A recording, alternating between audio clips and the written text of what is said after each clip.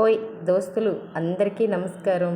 Time ఉంది, video బాగుంది అనుకుంటేనే వీడియో వాచ్ చేయండి. ఇదైతే వ్లాగ్ అయితే షూట్ చేశాను. మీ వాల్యుబుల్ టైంని నా వీడియోస్ కోసం కేటాయించినందుకు పేరున ధన్యవాదాలు అయితే తెలియజేసుకుంటున్నానండి.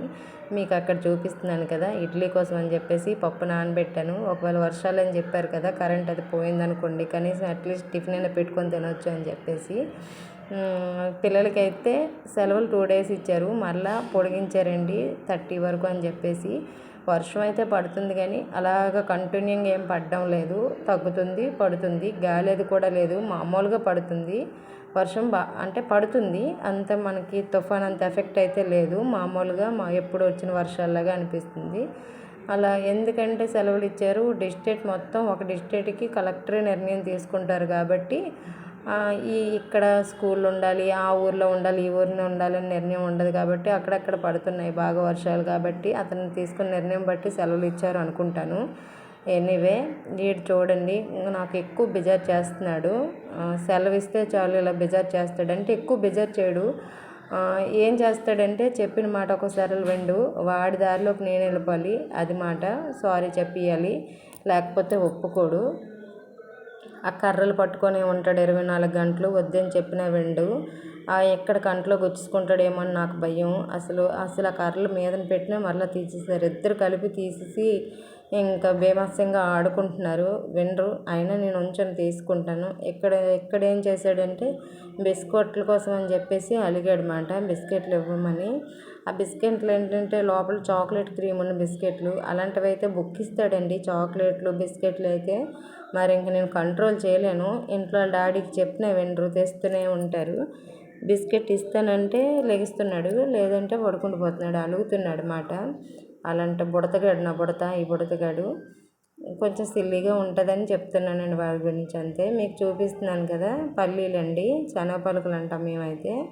ఒక్కొక్క ఊర్లో ఒక్కొక్క పేరు ఉందనుకుంటాను దీనికి. ఈ శనగపలుకులు ఎప్పుడు కూడా ఒక అర కేజీ తెచ్చుకొని ఉంచుకుంటాను నేను. ఎందుకంటే చట్నీలు వాటికి మనం ఆఫీసులకు కానీ స్కూళ్ళకి కానీ పిల్లలకి టైం అయిపోతుంది కదా, అలాంటప్పుడు వేగించుకోవాలంటే కష్టం అయిపోద్ది అని చెప్పేసి ఖాళీగా ఉన్నప్పుడే వేయించుకొని ఒక డబ్బాలో స్టోర్ చేసుకొని ఉంచుకుంటాను.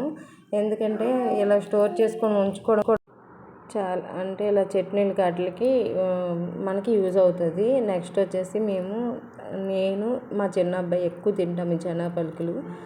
నాకు ఏవైనా కర్రీస్ అవి నచ్చకపోయాయి అనుకోండి, శనగపలుకులు వేసుకొని చక్కగా తినిస్తాను. అన్నం అయితే మాత్రం కాంబినేషన్ చాలా బాగుంటుంది, మన హెల్త్కి కూడా చాలా మంచిది. అందుకనే అక్కడ చెప్పాను. అలాగా డబ్బాలో స్టోర్ చేసుకుంటే 1 month 2 months వరకు ఫ్రెష్గా ఉంటాయి, మనకి టైం కూడా సేవ్ అవుతుంది అనే ఉద్దేశంతో అక్కడ చెప్పాను. ఇక్కడ మీకు చూపిస్తున్నాను కదా పల్లీలు. నెక్స్ట్ వచ్చేసి దొండకాయ ఫ్రై చేద్దామని చెప్పేసి పల్లీలు తీసుకున్నాను. ఎప్పుడు కూడా దొండకాయ పల్లీలు కాంబినేషన్ చాలా బాగుంటుందండి ఫ్రై చేసుకుంటే. దొండకాయ ఒకవేళ మనం ఎగురుకూర వండుకుందాం అనుకోవాలనుకోండి, ఎగురుకూర మాత్రం పుల్ల బెల్లం వేసి వండుకుంటే నాకు చాలా నచ్చుతుంది. ఇక్కడ పుల్ల బెల్లం అంటే వాళ్ళకి నచ్చదు, ఇక్కడ వాళ్ళకి. అసలు మన ఆంధ్రాలో కూడా విజయనగరం సైడు ఒక స్టైల్గా వండుతారు, తెలంగాణ కర్నూలు అటు సైడ్ ఒక్కొక్కరు ఒక్కొక్క స్టైల్లో ఉంటారు కదా. మేమైతే పుల్ల బెల్లం అన్నిటిలో వేస్తామండి. గారెల పులుసు, బెండకాయల్లోని ఆంధ్రాలోని అమ్మ వాళ్ళు ఎలాగొండి వారిలో ఆ స్టైల్లో మనకు నచ్చుతాయి కదా కొన్ని. ఇక్కడైతే వీళ్ళకి నచ్చదు అసలు. బెల్లం పుల్ల అంటే చాలు పిచ్చెక్కిపోతారు వీడు. నా కోసమైనా వండుకొని తినిస్తానండి అప్పుడప్పుడు, హస్బెండ్ లేనప్పుడు. అస్సలు ముట్టుకోరు వీళ్ళైతే.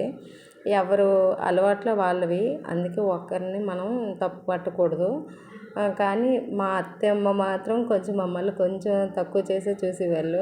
పుల్ల బెల్లం ఏం వంటలు అలాగని. అంటే ఆవిడ మంచి ఆవిడ కాదని కాదు, ఆవిడకి నచ్చగలగా అనిస్తుండేవారు. ఎనీవే ఇక్కడైతే దొండకాయ, నెక్స్ట్ వచ్చేసి శనగపలుకులు ఫ్రై చేస్తున్నాను కదా. ఇంట్రెస్ట్ ఉంటేనే వాచ్ చేయండి, లేదనుకుంటే స్కిప్ చేసేయండి.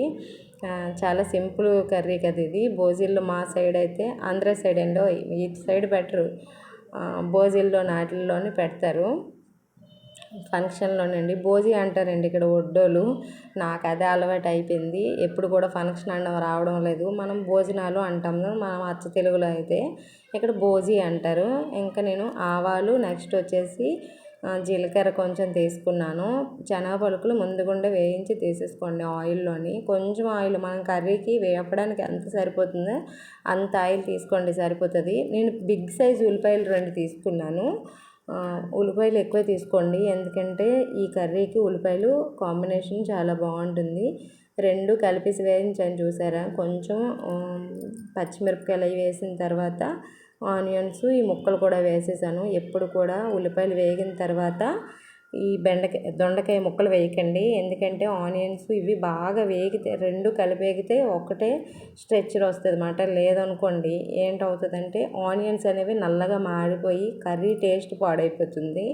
ఎందుకంటే దొండకాయలు చాలాసేపు వేగాలి. నెక్స్ట్ వచ్చేసి ఏ కర్రీకైనా నేను వేపుడు కూరలు ఏవి చేసినా సరే ఆనియన్స్ ముందు వేపను, 2 కలిపే వేయించుకుంటాను. కరెక్ట్గా పర్ఫెక్ట్గా వస్తుందని చెప్పేసి అది నాకు నచ్చుతుంది. ఇలా చేయడం వల్ల ఏంటంటే కరెక్ట్గా మనకి కర్రీ అనేది పర్ఫెక్ట్గా వస్తుందని హైలోనే ఒక 10 నిమిషాలు దగ్గరుండి హైలోనే అటు ఇటు కలుపుకొని కొంచెం సాల్ట్ వేసుకొని అప్పుడు సిమ్లో పెట్టుకొని మధ్యలో కలుపుకుంటే నేను కలిపానండి. మధ్యలో కలిపిన తర్వాత అలాగ వచ్చిన తర్వాత మీకు చూపిస్తున్నాను.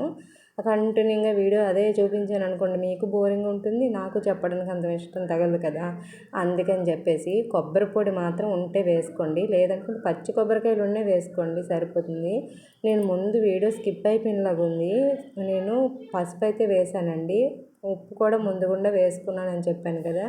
పసుపు కూడా వేసుకున్నాను. తర్వాత మళ్ళీ కొంచెం కారం వేసుకున్నాను. పచ్చిమిరపకాయలు కారం మనం ఎంత కారం తింటామో అంత కారం తగ్గట్టుగా వేసుకుంటే సరిపోతుంది.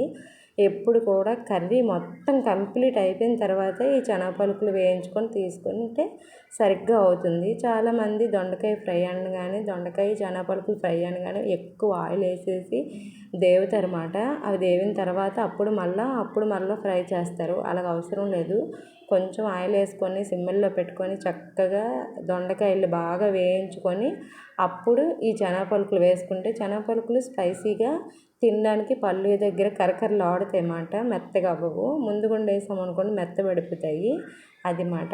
కర్రీ అయితే లాస్ట్కి ఇలాగా కరెక్ట్గా పర్ఫెక్ట్గా వచ్చిందండి. ఇంకా దానికి కాంబినేషన్ అని చెప్పేసి పప్పుచారు చేశాను. పప్పుచారు ఎప్పుడు కూడా నేను పెసరపప్పు కొంచెం, నెక్స్ట్ వచ్చేసి కందిపప్పు కొంచెం, ఈ 2 కాంబినేషన్ చాలా బాగుంటుంది.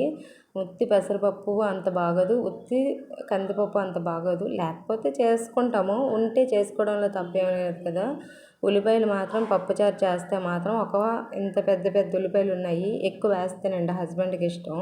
పచ్చిమిరపకాయలు వేసాను. నెక్స్ట్ వచ్చేసి టమాటా ముక్కలు వేసాను. ఇంకేం వేయను, అన్ని రకాల వెజిటేబుల్స్ తినరు, నేనే తినాలి.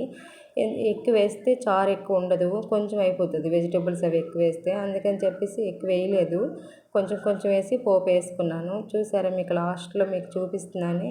ఇదేనండి పప్పుచారు అంటే. పప్పుచారు అవనమండి, సాంబార్ అవనమండి. పప్పుచారు సాంబార్ ఇవన్నీ ఒకటే.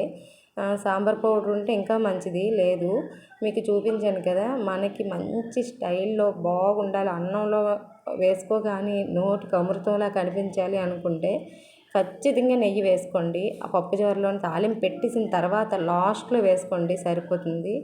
మా డిన్నర్ అయితే లంచ్ అయితే రెడీ అయిపోయింది. పప్పుచారు ఇగోండి మిక్సర్ పిల్లల కోసం అక్కడ మీకు జస్ట్ చూపిస్తున్నాను అంతే. వాళ్ళు కర్రీ అయితే అన్నంలో కొంచెం కలిపేసి పెడితే తింటారేమో, వాళ్ళ కోసం అని చెప్పేసి మిక్చర్ తీసుకున్నాను. ఇంకా స్వీట్ ఆవకాయ.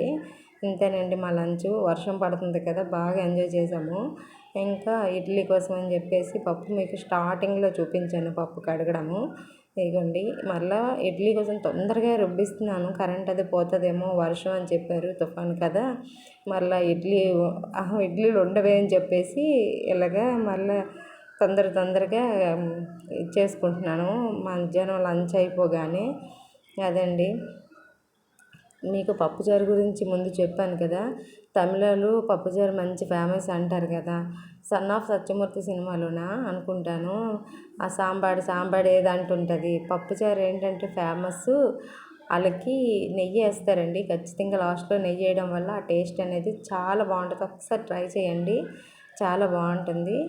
ఇంకా నాకు చెప్పాను కదండి ఇడ్లీ కోసం అని చెప్పేసి ఇది తీసుకుంటున్నాను. నాకు 1 కేజీ నూకకి 1/2 కేజీ పప్పు వేస్తాను. 1/2 కేజీ కూడా వేయను, తగ్గిస్తాను నాకున్న క్వాంటిటీ. అమ్మ వాళ్ళే ఇస్తారు ప్రతి సంవత్సరం నాకు ఈ పప్పులు అవిని. వాళ్ళ దగ్గర నుంచే తెచ్చుకుంటాను. కడిగేసి మిక్సీ చేసుకుంటే చాలండి. 1 వీక్ వరకు నాకు ఫ్రెష్గా ఉంటుంది. మీకు చూపిస్తున్నాను కదా, చెయ్యి పెట్టి ఇలా తీయొచ్చు. కానీ పప్పు నూక కలిపి చెయ్యి పెట్టి కలిపామా అది 1 డే కూడా ఉండదు. ఫ్రిడ్జ్లో స్టోర్ చేసినా ఉండదండి, పాడైపోతుంది. మనం ఇలా చేతితో తీసినా పర్వాలేదు రుబ్బు, కానీ నూక పప్పు రుబ్బు అనేది ఒకేసారి కలపకూడదు. కలిపామా మొత్తం ఒకరోజుకే పాడైపోతుంది. ఎప్పుడు కూడా సాల్ట్ వేయకూడదు. నెక్స్ట్ వచ్చేసి మనం కలిపేటప్పుడు నూకలో వాటర్ ఎక్కువ ఉండిపోతుంది కదా, అలా ఉంచకుండా గట్టిగా నూకలో వాటర్ లేకుండా గట్టిగా పిండేసి ఇడ్లీ రుబ్బులో వేసుకున్నాం అనుకోండి, ఆ కలిపింది అనేది గట్టిగా స్ట్రాంగ్ ఉంటుంది అన్నమాట. స్ట్రాంగ్ ఉండడం వల్ల ఇడ్లీ రుబ్బు అనేది పాడవదు. చాలామంది అంటారు 3 డేస్కే పాడైపోతుందని. నాకు అలాగేం అవ్వదండి. మ్యాక్సిమం 5 డేస్ వరకు ఉంటుంది. ఈ సీజన్లో అయితే 1 వీక్ వరకు ఉంచుతాను. ఇలాగ నీట్గా కలుపుకొని గరిటెతో కలుపుకొని ఒక దాంట్లో వాటర్ అది లేని దాంట్లో నీట్గా స్టోర్